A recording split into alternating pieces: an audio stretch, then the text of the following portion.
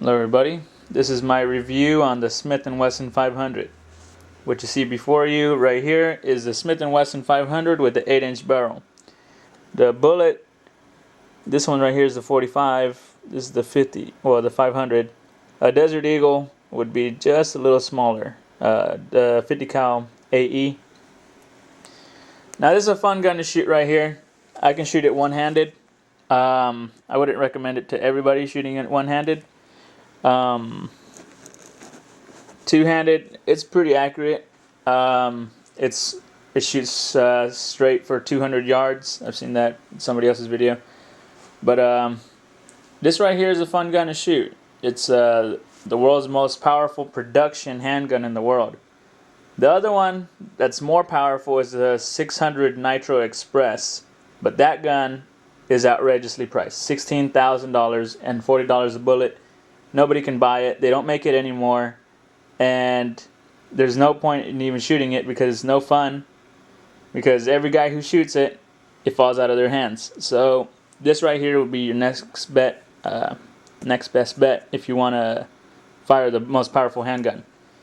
If you don't want to fire this one, you want something with just a little, probably more power or more kick, then go ahead and get the Smith&Wesson 500 with the 4-inch barrel.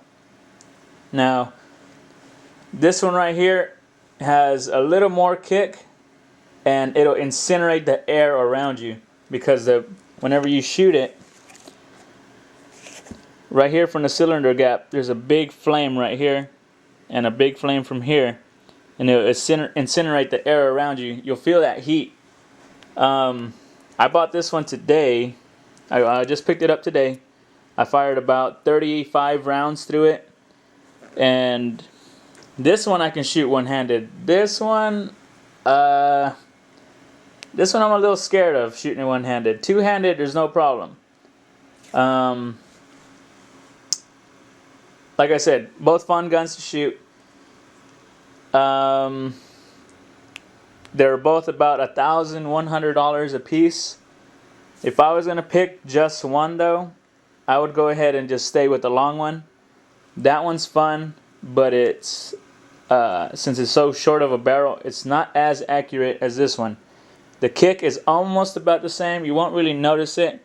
If you want the same kick that this one has, just go ahead and take off the compensator right here. It's a small little Allen head that goes up in the front, and it'll feel just about the same as that one right there. Really, there's like nothing different really from this one and that one in the kick, other than that one you'll feel the heat in it. Compared to other regular size guns, this one right here is a really popular gun, the 1911. Compared to, it's a 45 1911. Compared to the 500, it's a really tiny gun. The 500 long barrel weighs in at around 4.5 pounds. Same price as a short one. They just wanted to price it that way. But if you guys want a fun gun to shoot, go ahead and get the 8-inch barrel.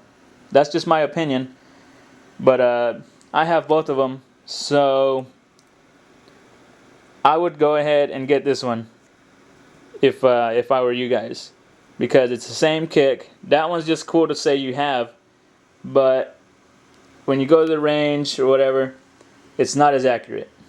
All your bullets are going to be going down range, but you might as well go ahead and get this one, because this one, and on this one too, you just take this off right here and attach the rail system. You can attach a scope on there, and if you're going to get a scope for this one, it'll look kind of ridiculous or whatever. But this is the one I'd go with. Pretty nice gun. Hold on, let me pop out the cylinder. Just holds 5 rounds. It's not like the old single action ones where you have to pop out the rounds one at a time. This one, you can pop out all 5. One thing not to do is don't shoot it in a small indoor range. The bullet on my first the first time I shot this, I shot 3 rounds. Oh, actually, it was a full cylinder, had 5 rounds in it, and the third round ricocheted, fragmented, and came back and hit me in the lip. I had to pull the piece out, and it was like really hard to get out. It wasn't the actual casing of the bullet. It was actually a hollow point. The casing, it was intact because it stays inside the cylinder, but that part of the bullet came out, hit the wall, came right back, hit me in the face. Problems with this one right here. I don't know why, but I shot a couple rounds out of it, and about 3 times I got hit in the face by not by the casing, by something coming out of here. I don't know what it was, but something hit me in the face, cut the side of my cheek, and then got 2 other small hits on the face. Luckily I was wearing like eye protection, but those are the cons of getting this. The thing I like about this and the design is that you don't feel the kick really, or the rubber handles will absorb a lot of the shock that you get. It's more heavy than normal revolvers. There's a lot of weight up in the front, and there's a lot of steel right here to keep this gun from going out of control. Other guns like the 44 Magnums or 357s, they weigh less, so there's more kick on them. They'll like jerk or whatever. And I shot one of those last week, 44 Magnum with the wooden handles. It was a Super Blackhawk. After about 5 rounds, it was not fun to shoot.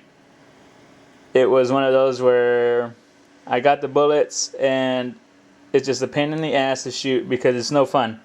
After a few rounds, it hurts your hand because of the wood in the grip, and your hands become extremely sweaty with wooden handles. This right here, you can easily dry off your hand and get a good grip again. It fires in single and double action, and it revolves counterclockwise whenever you load. You can either fire it with the compensator or without the compensator. You just take that off to get a little more kick, but it's more fun, and you'll enjoy it a little more with the compensator on it. The sights on these things, the difference between the long barrel and the short barrel, you can see the difference. This one has like a triangular one, and this one has a rectangular one. These sights are better than these. I don't know why they didn't just keep with these right here. This right here, it's huge, gets in the way, and you have to aim up and left a little because of the kick, the way it shoots. You have to aim a little bit up and left, or no, it's up and right, and then it'll shoot down and left. But that's just because I was shooting it.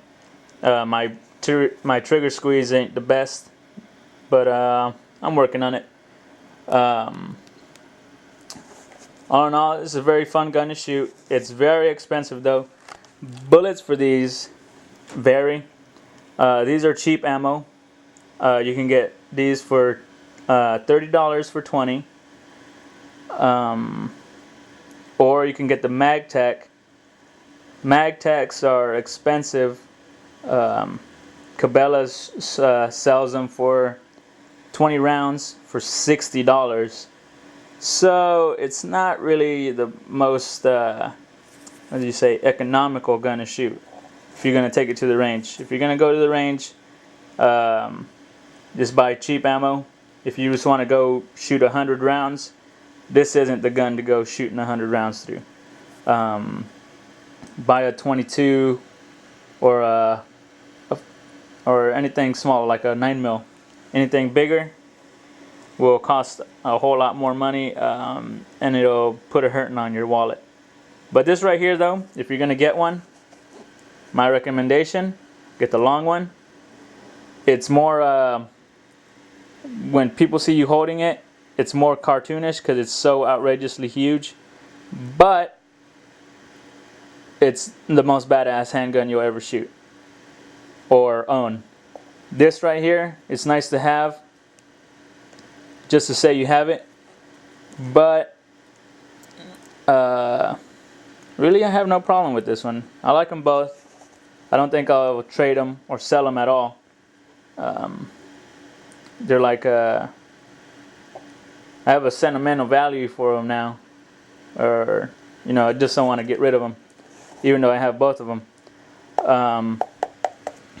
But yeah, if you guys want, just leave comments. I'll be glad to answer any questions, and I'll get back to you guys whenever I can. All right, thanks for watching.